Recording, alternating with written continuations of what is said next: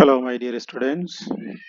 Hope all of you are safe during this COVID-19 pandemic. তো আমরা last দুইটি lecture দেখেছি ম্যাথমেটিক্স অফ ফিনান্সের উপর। লাস্ট লেকচারে কম্পাউন্ড ইন্টারেস্ট নিয়ে ডিসকাস করেছি। তোমরা ভালোভাবে বোঝার চেষ্টা করেছো যারা। আজকে থেকে আমরা শুরু করছি। আজকে অ্যানুইটিজ বলেছিলাম গতদিন এটা একটু রিডিং পড়ার জন্য। তো annuity কি এটা আমরা একটু বোঝার চেষ্টা করি। An annuity is a series of payments generally of a fixed amount payable regularly at equal intervals. Uh, the intervals may be a year or half year or a month and so on. তো amount of payment বলতে আমরা এখানে কি বোঝাতে চাচ্ছি, যেমন ধরা যাক ইনস্টলমেন্ট বলতে পারি আমরা এটাকে।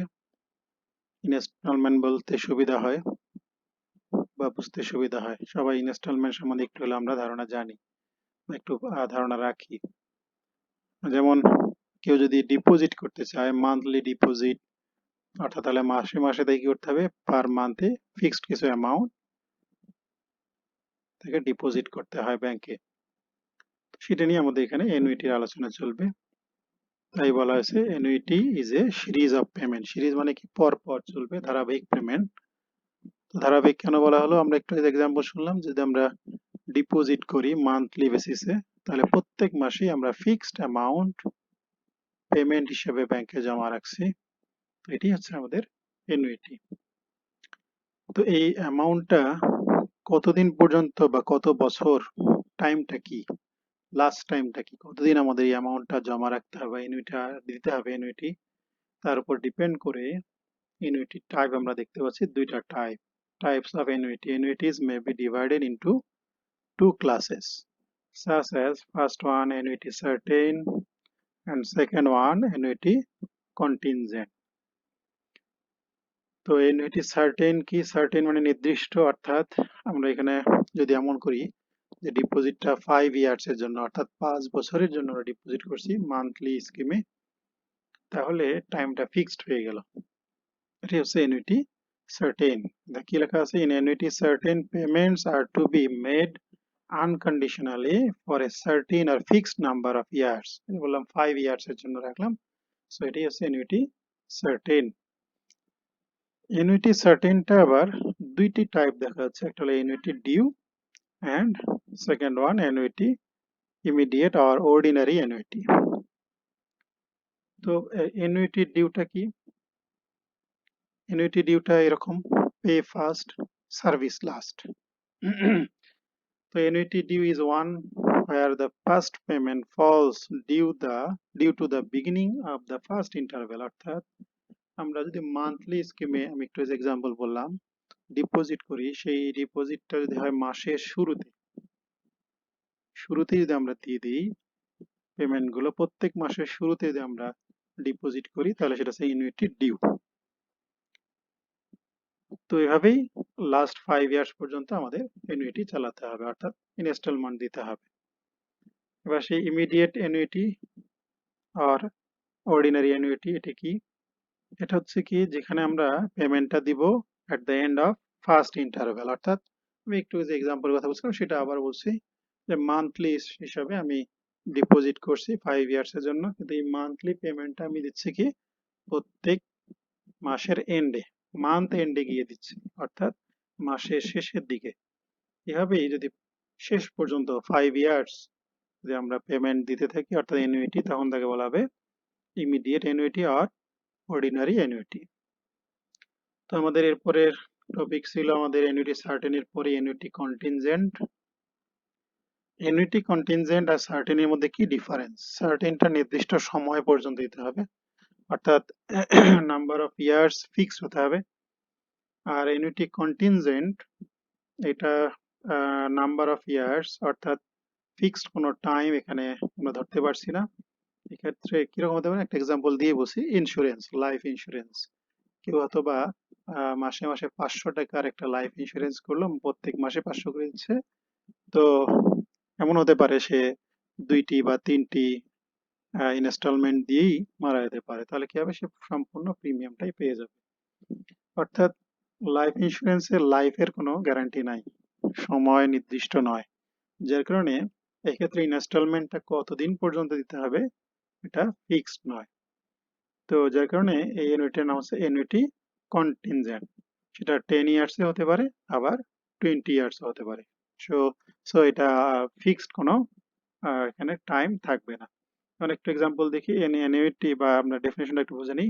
In annuity contingent the payments are to be made till the happening of some contingent, অর্থাৎ কিছু একটা ঘটনার উপর নির্ভর করবে, contingent event such as death of a person, the marriage of a girl, the education of a child reaching a specific age.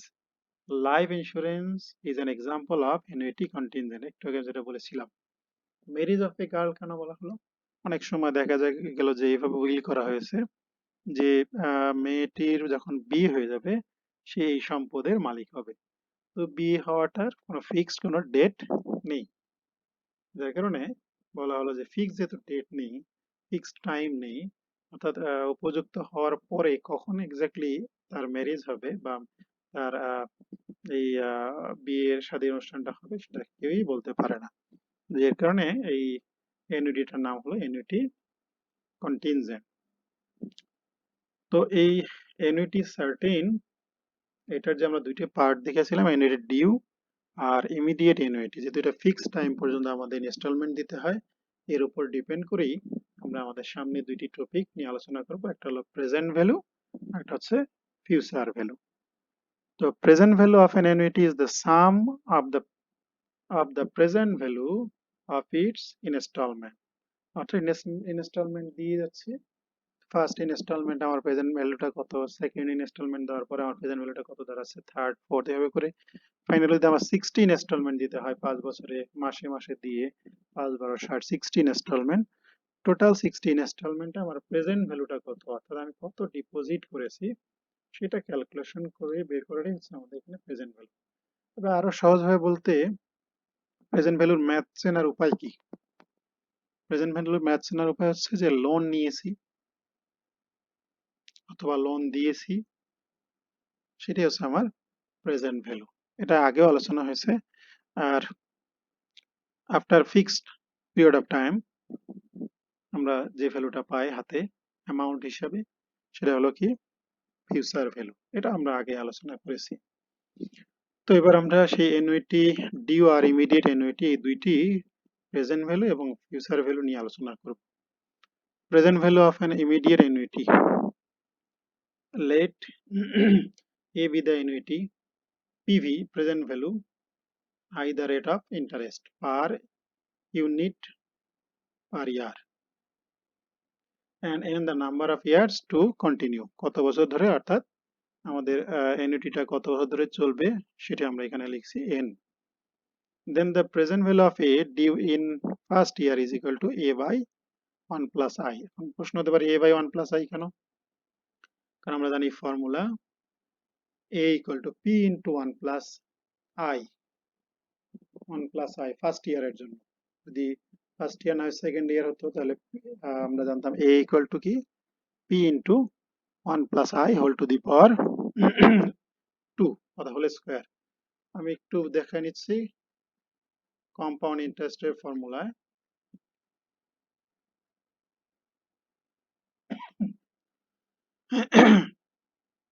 A is equal to P into 1 plus I whole to the power n। এখানে শুধু P equal to কি দাঁড়াচ্ছে, P A by 1 plus I whole to the power n। তাহলে first ইয়ারের বেলায় n হবে 1, second ইয়ারে n হবে 2, সেই হিসাব করে আমরা ওই প্রেজেন্ট ভ্যালুটা বের করেছি। সো সিমিলারলি n ইয়ার্স এর প্রেজেন্ট ভ্যালু হচ্ছে A by 1 plus I whole to the power n। তাহলে আমাদের টোটাল প্রেজেন্ট ভ্যালুটা দাঁড়াচ্ছে কি, sum of the present value of the different payment is given by PV equal to first payment to nth payment আমরা add করব, add করে পাচ্ছি এখানে 1 a by 1 plus i common নিয়েছি। নেয়ার পর আমাদের এখানে একটা ফর্মুলা, আসলে এই ফর্মুলাটা হচ্ছে আমাদের সাম অফ সিরিজের ফর্মুলা। বিশেষ করে সায়েন্সের স্টুডেন্টরা এটা পড়েছে, তো তোমরা সবাই বুঝবে না, এটা মনে রাখার জন্য দেয়া। তোমাদের তো ডেরিভেশন দেখানোর দরকার নেই, মেইনলি ফর্মুলা মুখস্থ রাখতে হবে।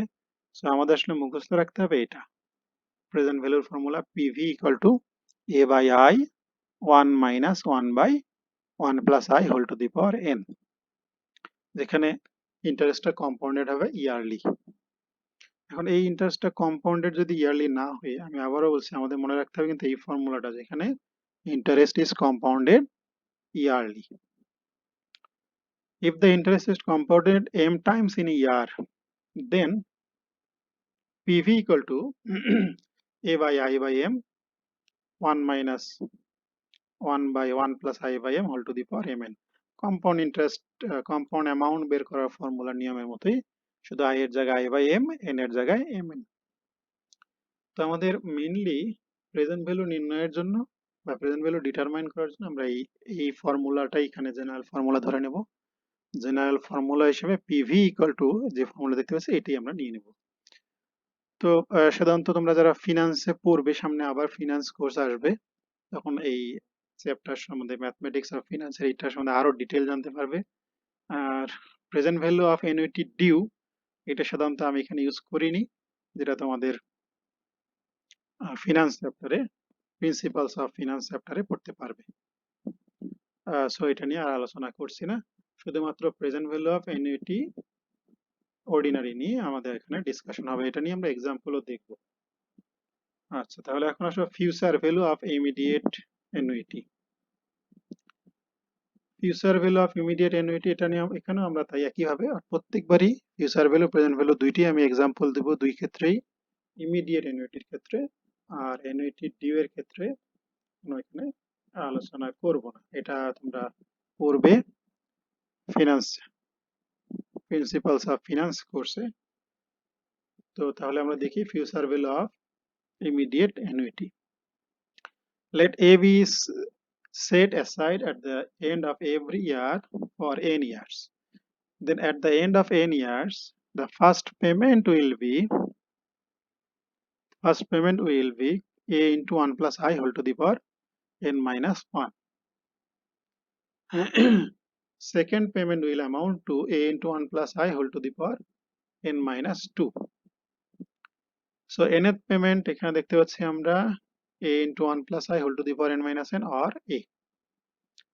So at the end of n years, total আমাদের ফিউচার ভ্যালু হয়ে যাচ্ছে fv equal to first to nth payment সবগুলো অ্যাড করে সেই সাম অফ সিরিজের ফর্মুলা ইউজ করে পেয়েছি a by I into 1 plus I whole to the power n minus 1.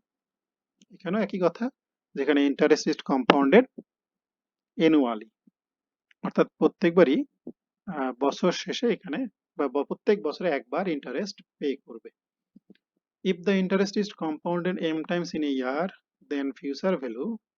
So এই ক্ষেত্রে আমাদের ফিউচার ভ্যালুর ফর্মুলাটা আবার আগের মতোই, i এর জায়গায় হবে i by m R m এর জায়গায় হবে n এর জায়গায় হবে mn।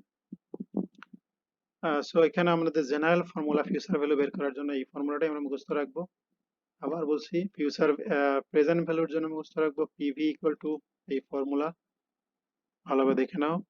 আর ফিউচার ভ্যালুর জন্য আমরা মুখস্থ রাখবো fv equal to a by I by m 1 plus I by m whole to the power mn minus 1।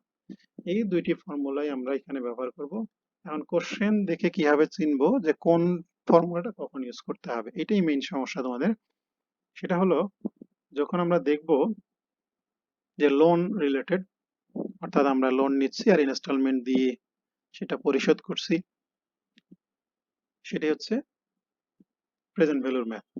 R deposit করছি প্রত্যেকবার at the beginning of at the end of each period, কি করছে deposit করছি, আর after n years, suppose 5 years or 10 years আমাদের future value কি হবে, মানে ভবিষ্যতে কত পেতে পারি, এই সম্বন্ধে যেগুলো ডিসকাশন থাকবে সেটি হচ্ছে আমাদের ফিউচার ভ্যালুর ম্যাথ। আমরা এখন আরো দুইটি টপিক সম্বন্ধে আলোচনা করব। একটা হলো অ্যামortization।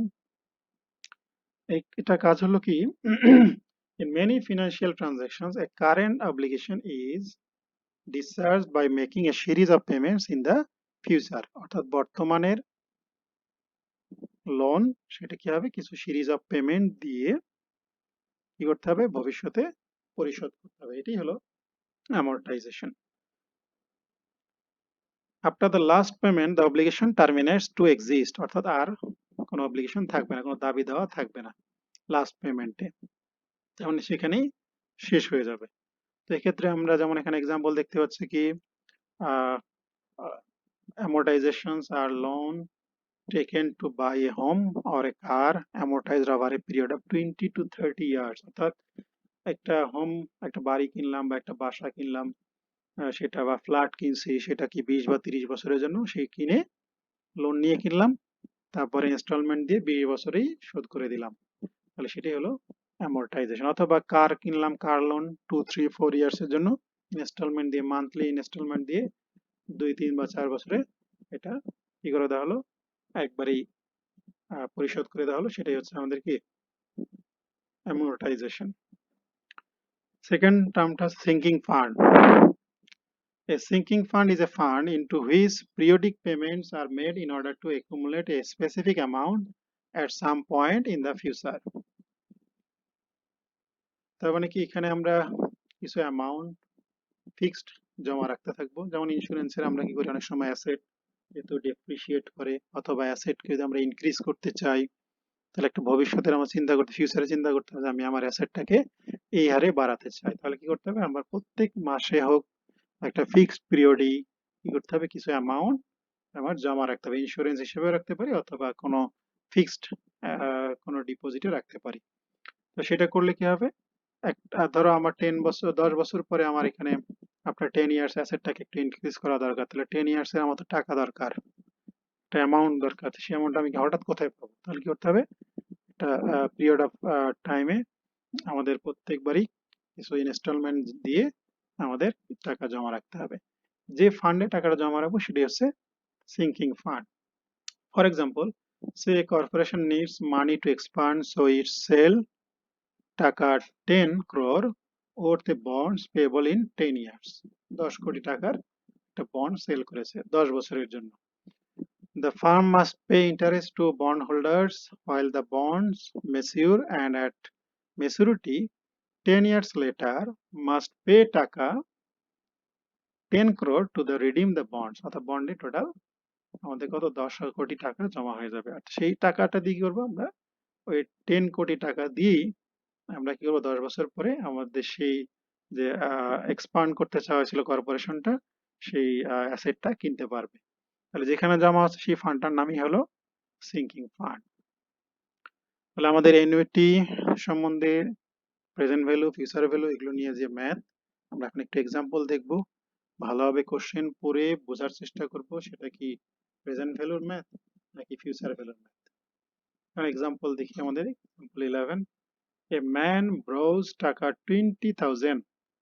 আচ্ছা, আরেকটা কথা বলে নেই, আমাদের কম্পাউন্ড ইন্টারেস্টের ম্যাথ আর অ্যানুইটির ম্যাথের একটু পার্থক্য, বড় পার্থক্য হচ্ছে কম্পাউন্ড ইন্টারেস্টের কোনো ম্যাথই ইনস্টলমেন্ট আর পিরিয়ডিক পেমেন্ট এই নিয়ে কোনো কথাবার্তা কোশ্চেনে থাকবে না। বাট অ্যানুইটির ম্যাথগুলোতে, অর্থাৎ প্রেজেন্ট ভ্যালু বা ফিউচার ভ্যালুর ম্যাথে অবশ্যই ইনস্টলমেন্ট নিয়ে, বা যে ফিক্সড পিরিয়ড পর পরে আমরা সার্টেন পিরিয়ডের জন্য আমরা যে পেমেন্ট দিচ্ছি, সেটা অবশ্যই লেখা থাকবে। ইনস্টলমেন্ট কথাটা অবশ্যই থাকবে, বা এই রিলেটেড কথাবার্তা থাকবে, মনোযোগ সহকারে একটু পড়লেই বোঝা যাবে। এ ম্যান ব্রোজ টাকা 20,000 at 4% compound interest CI compound interest, and agrees to pay both the principal and interest in 10 equal annual installments at the end of each year, at the end of each year। So এটা অবশ্যই at the end এ বলা হয়েছে। So এটা একটা কি annuity ordinary, অর্থাৎ immediate annuity হিসেবে এখানে আমাদের আসবে। ইনস্টলমেন্টের কথা বলা হয়েছে, তাহলে অবশ্যই এটা অ্যানুইটির ম্যাথ। আরো কি বলা হয়েছে, লোন নেওয়া হয়েছে এখানে, যেমন ধার করেছে সে, সো এটা প্রেজেন্ট ভ্যালুর ম্যাথ, অর্থাৎ ধার হিসাবে 20,000 নিয়েছে, এটাই প্রেজেন্ট ভ্যালু। আর সে কি করবে, ইনস্টলমেন্ট দিয়ে সেটা সে পরিশোধ করবে। সো প্রেজেন্ট ভ্যালুর ফর্মুলা এখানে ইউজ করবো আমরা, using the formula PV equal two a by I 1 plus 1 by 1 plus I whole to the power n, where PV present value 20,000, I rate of interest 4%, 4% means 4 by 100, number of years is equal to 10, n equal to 10, question হতে পারে n equal to 10 কেন, at the end of each year প্রত্যেক বছর একটি করে instalment দিয়েছে এবং total 10 instalment, so time লেগেছে 10 বছর। সো উই হ্যাভ, এই ফর্মুলার মধ্যে আমরা ভ্যালুগুলো সাবস্টিটিউট করে পাই, ক্যালকুলেশন গুলো ভালোভাবে দেখবে, নিজেরা ক্যালকুলেটর, সাইন্টিফিক ক্যালকুলেটর ইউজ করে আমরা পাচ্ছি a is equal to 2470, that is তাকে প্রত্যেক বছরের শেষে at the end of each year তাকে ইনস্টলমেন্ট দিতে হবে 2470, নিয়েছিল 20,000 লোন, তো পার ইয়ারে পেমেন্ট দিচ্ছে 2470, সো 10 ইনস্টলমেন্টে পেমেন্ট দাঁড়াবে কিন্তু 24,700। ওকে, আমরা নেক্সট দেখি sinking fund. A sinking fund is created for the redemption of টাকা 1 lakh at the end of 25th year। So আমাদের এখানে একটা সিঙ্কিং ফান্ডে টাকা জমা হবে ইনস্টলমেন্ট দিয়ে, আর সেটা টার্গেটই হচ্ছে কি ফিউচারে অ্যামাউন্ট আমরা পাবো। সিঙ্কিং ফান্ডের ডেফিনেশনটা আবার দেখবে তোমরা। সো আমরা এখানে দেখতে পাচ্ছি কি এই 1 লাখটা হচ্ছে এখানে future value, time 25 years, n equal to 25 years. How much money should be provided out of profits each year for sinking fund if the investment can earn interest at 4% per annum? কারণ তোমাদের মধ্যে question হতে পারে যে এখানে তো এট the end অথবা at the beginning of each year কিছুই বলে নেই, কিছুই বলা নাই মানে এটা আমরা ইমিডিয়েট ধরে নিব, অর্থাৎ অ্যানুইটি অর্ডিনারি বা ইমিডিয়েট অ্যানুইটি ধরে নিব। তো let A be the annual instalment, কোশ্চেনটা বলা আছে how much money should be provided out of profit each year, অর্থাৎ প্রত্যেক বছরে কত ইনস্টলমেন্ট দিতে হবে, এই কথাটুকু দিয়ে বোঝা যাচ্ছে প্রত্যেক বছরের ইনস্টলমেন্ট কত। So let A be the annual instalment, then টাকা 1 lakh is the amount of the annuity A to continue for 25 years using the formula FB equal to A by I 1 plus I whole to the power n minus 1. So future value একটু আগে বলা হয়েছে কি 1 lakh time n 25 years, I rate 4%, that is 4 by 100. Putting these values we get, so after some calculation A is equal to 2408.19 টাকা। তার মানে যদি কেউ প্রত্যেক বছরের শেষে 24,408.19 টাকা জমা রাখে, তাহলে 25 বছর পর অর্থাৎ 25 ইয়ার্স, আফটার 25 ইয়ার্স তার অ্যাকাউন্টে হয়ে যাবে 1 লাখ।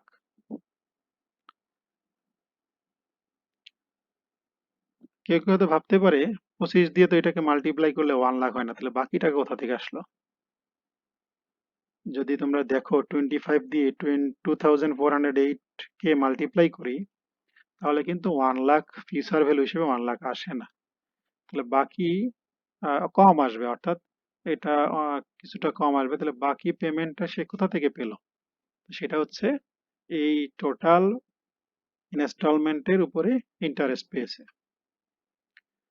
সেটা এখন আমরা এখানে দেখব সামনেই, ভালোভাবে দেখি। Example 13, a machine cost the company টাকা 97,000 and its effective life is estimated to be 12 years. So time পেয়ে গেলাম আমরা 12 years. If the scrap real is টাকা 2000 অনলি, দ্যাট ইজ স্ক্র্যাপ, অর্থাৎ মেশিনটা যখন 12 ইয়ার্স ইউজ করার পর স্ক্র্যাপ হিসাবে অর্থাৎ পরিত্যক্ত হবে, তখন তার দাম দাঁড়াবে 2000 টাকা। তাহলে আমরা যেমন বলি ভাঙ্গারি, স্ক্র্যাপ বলতে ভাঙ্গারি, বা অর্থাৎ গ্রাম দেশে ভাষায় বলে ভাঙ্গারি, অর্থাৎ সেটা আর কোনো কাজে লাগবে না, ভেঙে শেষ করে দেওয়া হবে। তাহলে সেটাই ভেঙে হিসেবে যে মেটাল পাওয়া যাবে তার ভ্যালুটা হবে 2000। And what amount should be retained out of profit at the end of each year? At the end, অবশ্যই immediate annuity to accumulate the compound interest at 5% per annum. Accumulate করা মানে এখানে কি বোঝানো হয়েছিল, যে এই 1 লাখ, এই 97,000 টাকা আমাদের accumulate করতে হবে। রেট দেওয়া আছে 5%। সো 97,000 টা যে accumulate করতে চাই, তো ফিউচারে অলরেডি আমরা মেশিনটা সেল করে 2000 পাবো। তাহলে আমাদের ফান্ডে জমা করতে হবে আরো 97,000 বানাতে গেলে কত লাগবে, আরো 95,000। আবার বলছি, যেহেতু নষ্ট মেশিনটা স্ক্র্যাপ হিসাবে সেল করলে আমরা 2000 পাচ্ছি, নিউ মেশিন কেনার জন্য লাগবে 97,000, পেয়ে গেলাম 2000, তাহলে বাকি লাগবে আরো 95,000। এখানে দেখানো হয়েছে দেখো, না এই যে 97,000 মাইনাস 2000 ইকুয়াল 95,000। তাহলে আমাদের ব্যালেন্স হিসাবে ফান্ডে থাকতে হবে 95,000 প্লাস স্ক্র্যাপ ভ্যালু 2000, টোটাল হয়ে গেল 97,000। সো যেহেতু ফিউচারে লাগবে এটা, again using future value formula, আবার দেখবে আগের ম্যাথটার মধ্যে এখন বাকি সবকিছুই আগের ম্যাথটার মতোই, সব হুবহু একই ক্যালকুলেশন হবে। সো এটা তোমাদের কাজ থাকবে দেখে নেয়। তো এবার আমরা সেই ম্যাথগুলো দেখবো যেখানে কম্পাউন্ডেড হবে মান্থলি, কোয়ার্টারলি আর হাফ ইয়ারলি, এই টাইপের। আচ্ছা, আমি সলিউশন দেওয়ার আগেই কোশ্চেনটা একটু পড়ি, তোমরাও ভালোভাবে দেখবে যে এখানে কোনটা দিয়ে কি বোঝানো হচ্ছে। How much should be deposited in a sinking fund. So sinking ফান্ডের কথা বলা হলো। সো অবশ্যই এটা কি ফিউচার ভ্যালুর ম্যাথ, আর অ্যামortization-টা প্রেজেন্ট ভ্যালুর math. At the end of each quarter for 5 years, at the end of each quarter, so অবশ্যই at the end, immediate annuity each quarter, বছরে 4 বার, তাহলে m এর value 4, m equal to 4, m equal to 4 for 5 years to accumulate টাকা 10,000 if the fund earns 8% compounded quarterly. So rate 8%, compounded quarterly, m equal to 4, total n, number of years n is equal to 5. Calculate the sum of deposits, that means যতগুলো আমরা deposit করব তার সামটা কি, and total interest over the life of sinking fund, অর্থাৎ total কত deposit করলো, আমাদের তো 10,000 আমাদের ফান্ডে জমা হতে হবে, কিন্তু ডিপোজিট যা করেছে সেটা বের করতে হবে, কত ইন্টারেস্ট পেলো এই 5 বছরে সেটা বের করতে হবে। একটু আগে বলেছিলাম কি এটা ফিউচার ভ্যালুর ম্যাথ, কারণ সিঙ্কিং ফান্ড নিয়ে বলা হয়েছে। তো আমরা জেনারেল ফর্মুলা লিখছি ফিউচার ভ্যালুর, এই ফর্মুলা ইউজ করতে হবে। এখানে এফভি 10,000, এ বের করতে হবে, amount of each instalment, amount of per payment, অর্থাৎ প্রত্যেকটা বের করতে হবে। আই দেয়া আছে আমাদের 8%, এম দেয়া আছে কি 4, n is equal to 5, so we have 10,000 equal to, এই ফর্মুলা অনুযায়ী ভ্যালু বসানো হয়েছে। তো এখানে একটু ক্যালকুলেশন গুলো সাবধানে, প্রথমত আমরা এই ডিভিশনটা কমপ্লিট করেছি, এটা কমপ্লিট করলে হয় 0.02, সিমিলারলি একটু হবে কি 0.02 plus 1, 1.02 whole to the power 20 minus 1, কোনটা কোথায় যাবে এখানে, আর 0.02টা এখানে আমাদের 10,000 এর সাথে মাল্টিপ্লাই হয়ে যাবে, এই পার্টটা মাল্টিপ্লিকেশন আছে, তো এটা পাশে আসে কি ডিভাইড হয়ে যাবে, তাই করেছি। সাইন্টিফিক ক্যালকুলেটর ইউজ করে সলভ করে আমরা পাবো 4,411.57 টাকা। এটা হচ্ছে পার পেমেন্ট, ইস পেমেন্ট। সো কোয়ার্টারলি ডিপোজিট, অর্থাৎ প্রত্যেক কোয়ার্টারে এট the end of is quarter, আবার বলছি এট the end of is quarter payment দিতে হবে 411.57 57 আমাদের দরকার total deposits. So total deposits number of payment দিই কয়টা আমরা কোশ্চেনটা আবার বুঝি। প্রত্যেক কোয়ার্টারে পেমেন্ট দিবে 5 years over 5 years. So quarter বললে বছরে 4টি, 5 বছরে তাহলে কি হবে 4 5 20, সেটা এখানে লিখছি। Number of payments mn equal to 4 into 5 equal to 20. So about the life of sinking fund, the sum of deposits is equal to 20 into 411.7, that is 8231.40 টাকা। তার মানে আমাদের সিঙ্কিং ফান্ডে টোটাল ডিপোজিট করা হয়ে গেছে এই অ্যামাউন্টটা। বাট আমরা সিঙ্কিং ফান্ডে কত পেতে চাচ্ছি, আমাদের at the end of 5 years আমরা জানি সিঙ্কিং ফান্ডে হয়ে যাবে 10,000। সো জমা ডিপোজিট করেছি 8231, বাট ফান্ডে হয়ে গেছে 10,000। সো বাকি অ্যামাউন্টটা মাইনাস করে পাওয়া যাচ্ছে 1768.60 টাকা। এটা হলো আমাদের টোটাল ইন্টারেস্ট। ওকে, এক্সাম্পল 15।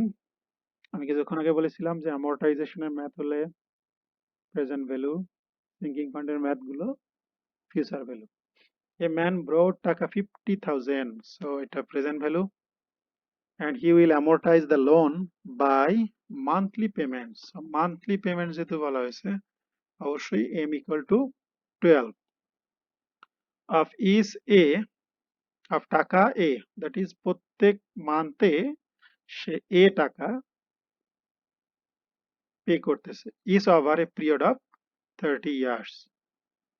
তো এখানেও এট দ্য এন্ড অথবা বিগিনিং বলা হয়নি, তাহলে আমরা এটা ধরে নেব এটা immediate annuity. Find the monthly payment, that is এর ভ্যালু ডিটারমাইন করতে হবে।